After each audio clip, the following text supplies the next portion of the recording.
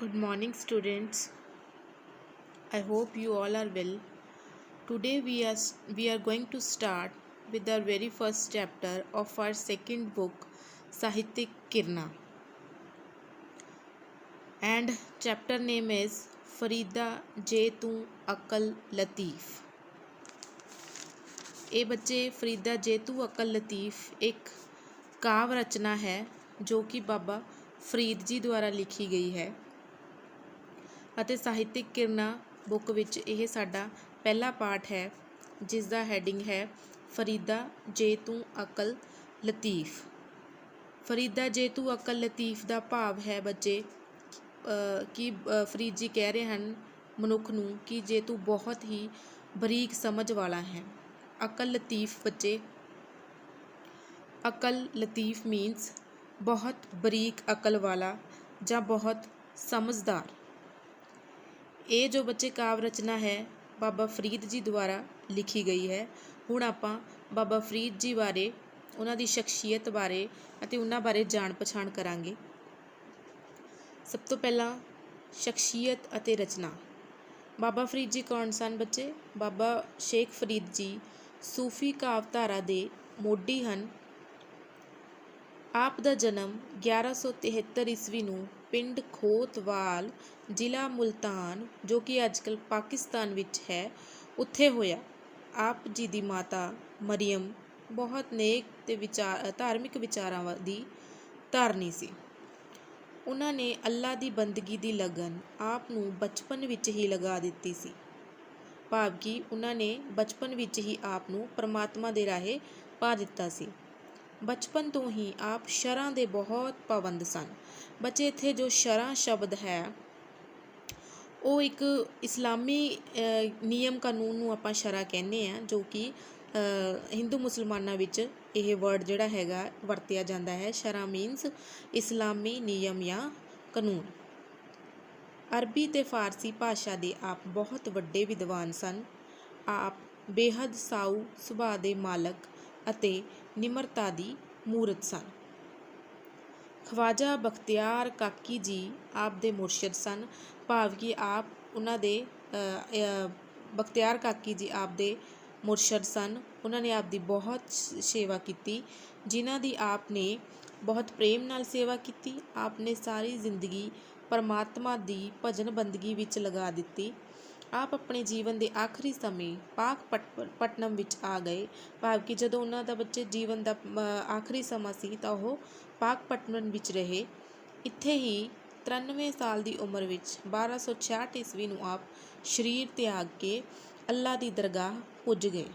ਆਪ ਜੀ ਨੇ ਸਲੋਕਾਂ ਨੂੰ ਗੁਰੂ ਗ੍ਰੰਥ ਸਾਹਿਬ ਵਿੱਚ ਵੀ ਦਰਜ ਕੀਤਾ ਹੈ।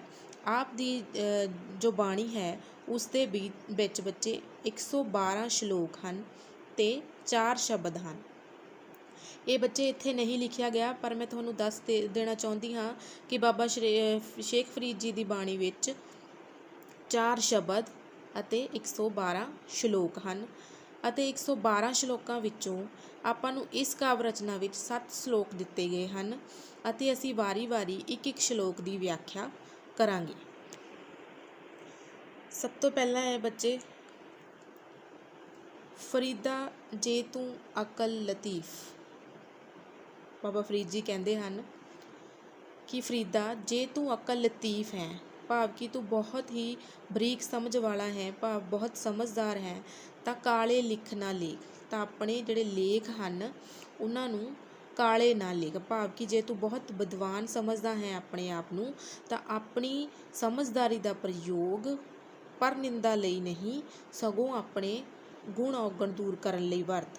ਆਪ ਨੜੇ ਗਿਰੀਵਾਨ ਮਹ ਸਿਰ ਨੀਵਾਂ ਕਰ ਦੇਖ, ਭਾਵ ਕਿ ਫਰੀਦ ਜੀ ਕਹਿੰਦੇ ਹਨ ਕਿ ਆਪ ਨੜੇ ਗਿਰੀਵਾਨ ਮੇ, ਕਿ ਆਪਣੇ ਗਿਰੀਵਾਨ ਬੱਚੇ ਹੁੰਦਾ ਬੁੱਕਲ।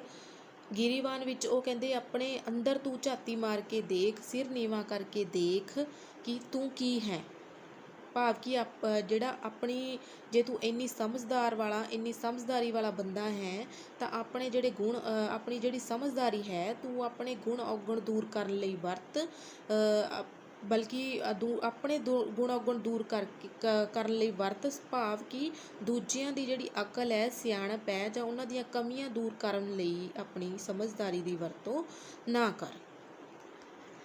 ਤਾਂ ਬੱਚੇ ਅਗਲਾ ਸ਼ਲੋਕ ਹੈ ਆਪਣਾ, ਦੇਖ ਫਰੀਦਾ ਜੋ ਥੀਆ, ਦਾੜੀ ਹੋਈ ਭੂਰ, ਅਗੋ ਨੇੜਾ ਆਇਆ, ਪਿੱਛਾ ਰਿਹਾ ਦੂਰ।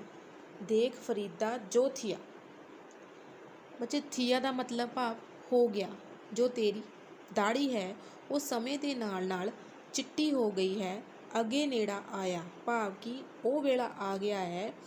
ਪਿੱਛਾ ਰਿਹਾ ਦੂਰ ਭਾਵ ਕਿ ਜਿਹੜੀ ਤੇਰੀ ਦਾੜੀ ਹੈ ਉਹ ਚਿੱਟੀ ਹੋ ਗਈ ਹੈ ਸਮੇਂ ਦੇ ਨਾਲ ਨਾਲ, ਅਤੇ ਤੇਰਾ ਜਿਹੜਾ ਮੌਤ ਵੱਲ ਦਾ ਰਸਤਾ ਹੈ ਉਹ ਬਹੁਤ ਥੋੜ੍ਹਾ ਰਹਿ ਗਿਆ ਹੈ। ਅੱਗੇ ਨੇੜਾ ਆਇਆ ਮੀਨਸ ਜਿਹੜਾ ਤੇਰਾ ਮੌਤ ਦਾ ਰਸਤਾ ਹੈ ਉਹ ਬਹੁਤ ਹੀ ਥੋੜ੍ਹਾ ਰਹਿ ਗਿਆ ਹੈ, ਅਤੇ ਮੌਤ ਦੀ ਜਿਹੜੀ ਮੰਜ਼ਿਲ ਹੈ ਉਹ ਬਹੁਤ ਨੇੜੇ ਆ ਗਈ ਹੈ, ਤੇਰੇ ਬਹੁਤ ਕਰੀਬ ਆ ਗਈ ਹੈ। ਪਿੱਛਾ ਮਤਲਬ ਭਾਵ ਬੱਚੇ ਬਚਪਨ ਜਾਂ ਜਨਮ ਵਾਲਾ ਸਮਾਂ, ਭਾਵ ਕਿ ਜਿਹੜਾ ਉਹ ਤੇਰਾ ਸਮਾਂ ਸੀ ਉਹ ਬੀਤ ਗਿਆ ਹੈ, ਅਤੇ ਤੇਰੀ ਹੁਣ ਦਾੜੀ ਚਿੱਟੀ ਹੋ ਗਈ ਹੈ, ਅਤੇ ਤੇਰਾ ਮੌਤ ਵਾਲਾ ਰਸਤਾ ਹੈ ਉਹ ਬਹੁਤ ਨੇੜੇ ਆ ਗਿਆ ਹੈ। ਤਾਂ ਬੱਚੇ ਨੈਕਸਟ ਆਪਣਾ ਤੀਜਾ ਸ਼ਲੋਕ ਹੈ,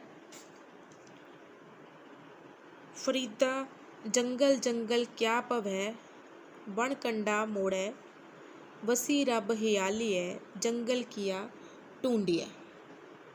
ਬੱਚੇ ਇੱਥੇ ਭਵੈ ਦਾ ਮੀਨਸ ਹੈ ਭਟਕਣਾ, ਭਾਵ ਜਿਹੜੇ ਲੋਕੀ ਰੱਬ ਦੀ ਤਲਾਸ਼ ਵਿੱਚ ਘਰ-ਬਾਰ ਛੱਡ ਕੇ, ਗ੍ਰਹਿਸਥੀ ਛੱਡ ਕੇ ਅੱਲਾ ਨੂੰ ਪਾਉਣ ਲਈ ਜੰਗਲ ਜੰਗਲ ਲੱਭਣ ਦੀ ਕੋਸ਼ਿਸ਼ ਕਰਦੇ ਹਨ, ਉਹਨਾਂ ਨੂੰ ਰੱਬ ਜੰਗਲ ਵਿੱਚ ਨਹੀਂ ਮਿਲਦਾ। ਵਸੀ ਰੱਬ ਹਿਆਲੀਏ, ਜੰਗਲ ਕੀਆ ਢੂੰਡੇ।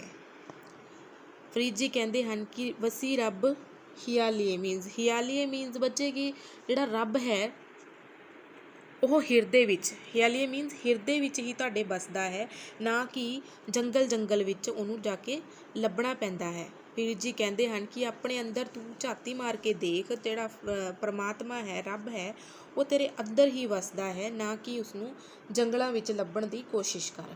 ਭਾਵ ਕਿ ਲੋਕ ਜਿਹੜੇ ਹੁੰਦੇ ਹਨ ਉਹ ਗ੍ਰਹਿਸਥੀ ਅਤੇ ਘਰ-ਬਾਰ ਛੱਡ ਕੇ ਅੱਲਾ ਨੂੰ ਪਾਉਣ ਲਈ ਜੰਗਲ ਵਿੱਚ ਲੱਭਣ ਦੀ ਕੋਸ਼ਿਸ਼ ਕਰਦੇ ਹਨ।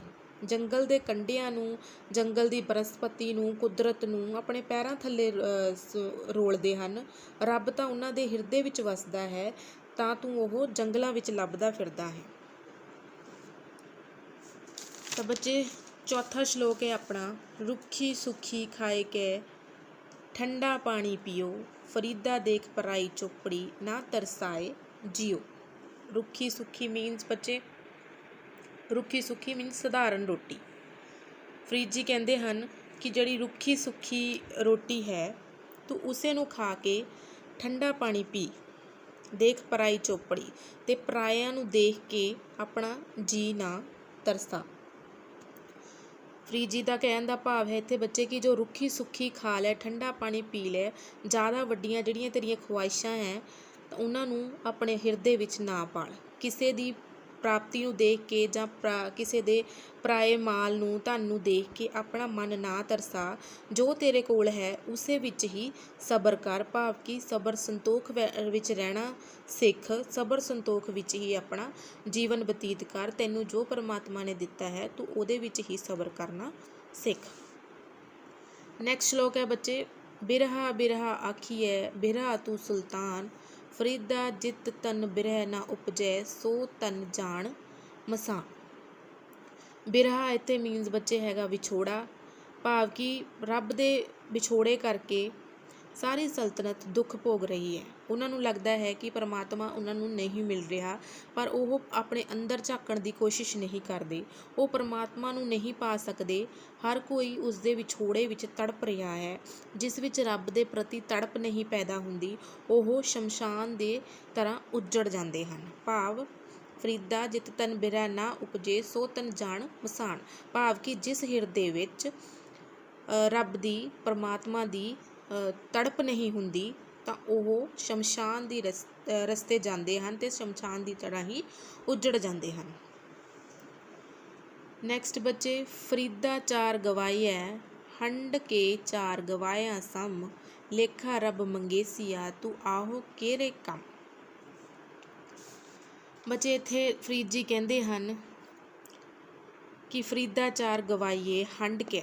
ਬਟੇ ਹੰਡ ਕੇ ਮੀਨਸ ਹੁੰਦਾ ਚਾਰ ਪਹਿਰ, ਦਿਨ ਦੇ ਚਾਰ ਪਹਿਰਾਂ ਨੂੰ ਇੱਥੇ ਹੰਡ ਕੇ ਵਜੋਂ ਵਰਤਿਆ ਗਿਆ ਹੈ ਕਿ ਜਿਹੜੇ ਦਿਨ ਦੇ ਚਾਰ ਪਹਿਰ ਹਨ ਉਹ ਉਸਨੇ ਉੱਠ ਬੈਠ ਕੇ ਸੌਂ ਕੇ ਹੀ ਗੁਜ਼ਾਰ ਲਏ ਹਨ ਅਤੇ ਕੋਈ ਵੀ ਚੱਜ ਦਾ ਕੰਮ ਨਹੀਂ ਕੀਤਾ। ਬੱਚੇ ਦਿਨ ਦੇ ਵਿੱਚ ਆਪਣੇ 8 ਪਹਿਰ ਹੁੰਦੇ ਹਨ, ਭਾਵ ਕਿ ਸਮੇਂ ਦੀ ਜੋ ਵੰਡ ਹੈ ਉਹ 8 ਪਹਿਰਾਂ ਵਿੱਚ ਕੀਤੀ ਗਈ ਹੈ। ਸਵੇਰੇ 6 ਤੋਂ 9 ਦਿਨ ਦਾ ਪਹਿਲਾ ਪਹਿਰ ਅਤੇ 9 ਤੋਂ 12 ਦਿਨ ਦਾ ਦੂਜਾ ਪਹਿਰ ਅਤੇ 12 ਤੋਂ 3 ਦਿਨ ਦਾ ਤੀਜਾ ਪਹਿਰ ਸ਼ੁਰੂ ਹੋ ਜਾਂਦਾ ਹੈ। ਉਸੇ ਤਰ੍ਹਾਂ ਹੀ 3 ਤੋਂ 6 ਲਾਸਟ ਪਹਿਰ ਹੁੰਦਾ ਹੈ ਆਪਣਾ ਦਿਨ ਦਾ, ਅਤੇ 6 ਤੋਂ 9 ਰਾਤ ਦਾ ਪਹਿਲਾ ਪਹਿਰ ਅਤੇ 12 ਤੋਂ 3 ਰਾਤ ਦਾ ਤੀਜਾ ਪਹਿਰ ਹੋ ਜਾਂਦਾ ਹੈ। ਭਾਵ ਕਿ ਜੋ ਸਮੇਂ ਦੀ ਅਨਮੋਲ ਦਾਤ ਹੈ, ਸਮੇਂ ਦੀ ਅਨਮੋਲ ਦਾਤ ਨੂੰ ਜਿਹੜਾ ਮਨੁੱਖ ਨੇ ਸਾਂਭ ਕੇ ਨਹੀਂ ਰੱਖਿਆ ਹੈ, ਉਹ ਦਿਨ ਉਹ ਸਾਰੇ ਆਪਣੇ ਸਵਾਸਾਂ ਨੂੰ ਦਿਨ ਨੂੰ ਆਪਣੇ ਦਿਨ ਦੇ ਹੋਰ ਕੰਮਾਂ ਕਾਰਾਂ ਵਿੱਚ ਹੀ ਗਵਾਈ ਜਾ ਰਿਹਾ ਹੈ, ਭਾਵ ਉਹ ਘੁੰਮ ਫਿਰ ਕੇ ਆਪਣਾ ਵਕਤ ਗਵਾ ਰਿਹਾ ਹੈ। ਤਾਂ ਲੇਖਾ ਰੱਬ ਮੰਗੇਸੀਏ ਤੂੰ ਆਹੋ ਕੇਰੇ ਕੰਮ, ਭਾਵ ਕਿ ਰੱਬ ਆਖਿਰ ਵਿੱਚ ਉਸ ਤੋਂ ਲੇਖਾ ਮੰਗਦਾ ਹੈ ਕਿ ਤੂੰ ਪੂਰੀ ਜੀਵਨ ਵਿੱਚ ਆਪਣਾ ਕੀ ਕੀਤਾ। ਆਹੋ ਕੇਰੇ ਕੰਮ ਭਾਵ ਕਿ ਰੱਬ ਉਸ ਨੂੰ ਪੁੱਛਦਾ ਹੈ ਕਿ ਜੋ ਤੈਨੂੰ ਜੀਵਨ ਬਖਸ਼ਿਆ ਗਿਆ ਸੀ ਉਹ ਤੇਰੇ ਕਿਹੜੇ ਕੰਮ ਆਇਆ। ਬੱਚੇ ਸੈਕਿੰਡ ਲਾਸ, ਬੁੱਢਾ ਹੋਇਆ ਸ਼ੇਖ ਫਰੀਦ ਕੰਬਣ ਲੱਗੀ ਦੇ 600 ਵਰਿਆ ਜੀਵਣਾ ਪੀਤਨ ਹੋਸੀ ਖੇ। ਇੱਥੇ ਫਰੀਦ ਜੀ ਆਪਣੇ ਬਾਰੇ ਕਹਿ ਰਹੇ ਹਨ ਕਿ ਬੁੱਢਾ ਹੋਇਆ ਸ਼ੇਖ ਫਰੀਦ ਕੰਬਣ ਲੱਗੀ ਦੇਹ ਮੀਨਜ਼ ਬੱਚੇ ਸਰੀਰ, ਕਿ ਜਿਹੜਾ ਸ਼ੇਖ ਫਰੀਦ ਹੈ ਉਹ ਕਹਿ ਰਹੇ ਹਨ ਕਿ ਹੁਣ ਉਹ ਬੁੱਢਾ ਹੋ ਗਿਆ ਹੈ ਅਤੇ ਉਸਦੀ ਜਿਹੜੀ ਦੇਹ ਹੈ, ਉਸਦਾ ਜਿਹੜਾ ਸਰੀਰ ਹੈ ਉਹ ਕੰਬਣ ਲੱਗ ਪਿਆ ਹੈ। ਉਹ 100 ਵਰ੍ਹਿਆਂ ਦਾ ਹੋ ਗਿਆ ਹੈ। 600 ਵਰ੍ਹਿਆ ਜੀਵਣਾ ਪੀਤਨ ਹੋਸੀ ਖੇ, ਭਾਵ ਕਿ ਉਹ ਕਹਿੰਦੇ ਹਨ ਕਿ ਜਿਹੜੇ ਭਾਵੇਂ ਤੂੰ 50 ਸਾਲ ਜੀ ਲੈ, ਭਾਵੇਂ ਤੂੰ 100 ਵਰ੍ਹੇ ਜੀ ਲੈ, ਆਖਿਰ ਨੂੰ ਮਿੱਟੀ ਹੀ ਹੋ ਜਾਣਾ ਹੈ। ਇਸ ਲਈ ਸਮੇਂ ਨੂੰ, ਪ੍ਰੈਜ਼ੈਂਟ ਨੂੰ ਜਿਹੜਾ ਆਪਣਾ ਹੈਗਾ ਬੱਚੇ, ਉਹਨੂੰ ਆਪਾਂ ਨੂੰ ਸੰਭਾਲ ਕੇ ਰੱਖਣਾ ਚਾਹੀਦਾ ਹੈ ਅਤੇ ਸਮੇਂ ਅਨੁਸਾਰ ਪਰਮਾਤਮਾ ਦੀ ਭਜਨ ਬੰਦਗੀ ਕਰਨੀ ਚਾਹੀਦੀ ਹੈ। ਆਪਣੇ ਸਮੇਂ ਨੂੰ ਯੂਟੀਲਾਈਜ਼ ਕਰਨਾ ਚਾਹੀਦਾ ਹੈ ਬੱਚੇ, ਭਾਵ ਕਿ ਆਪਣੇ ਸਮੇਂ ਨੂੰ ਪ੍ਰਯੋਗ ਵਿੱਚ ਲਿਆਉਣਾ ਚਾਹੀਦਾ ਹੈ। ਚੰਗੇ ਕੰਮ ਕਰਨੇ ਚਾਹੀਦੇ ਹਨ, ਸਾਰਿਆਂ ਦੀ ਇੱਜ਼ਤ ਕਰਨੀ ਚਾਹੀਦੀ ਹੈ ਅਤੇ ਆਪਣੇ ਪ੍ਰੈਜ਼ੈਂਟ ਸਮੇਂ ਨੂੰ ਸੰਭਾਲ ਕੇ ਰੱਖਣਾ ਚਾਹੀਦਾ ਹੈ ਅਤੇ ਪਰਮਾਤਮਾ ਦੀ ਭਜਨ ਬੰਦਗੀ ਕਰਨੀ ਚਾਹੀਦੀ ਹੈ। Thank you so much.